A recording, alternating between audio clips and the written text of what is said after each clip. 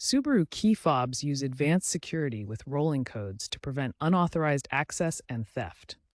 A simple reset is often needed after changing the battery, which is a CR2032 coin cell. This can fix issues caused by battery drain or signal interference.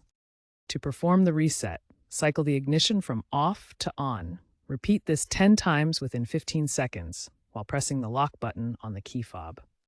For adding or replacing lost fobs, full reprogramming is needed.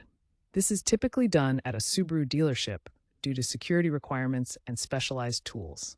Subaru's Starlink can provide over-the-air reprogramming for some models, but physical key fobs are still the standard.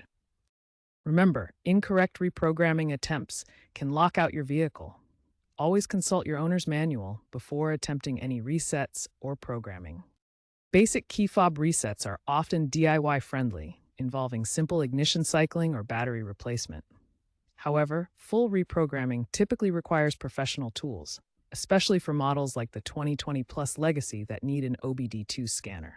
Programming synchronizes the key fob with the vehicle's ECU using encrypted signals and VIN-based authentication to ensure secure communication. Current trends include smartphone app integration through Subaru Starlink for convenient locking and unlocking, and a potential shift to rechargeable batteries for key fobs. Looking ahead, digital keys via NFC-enabled phones are expected by 2030, enhanced by 5G connectivity for seamless operation. Cybersecurity advancements feature biometric authentication to combat keyless entry thefts, while Subaru plans more over-the-air updates for key fob firmware to simplify resets.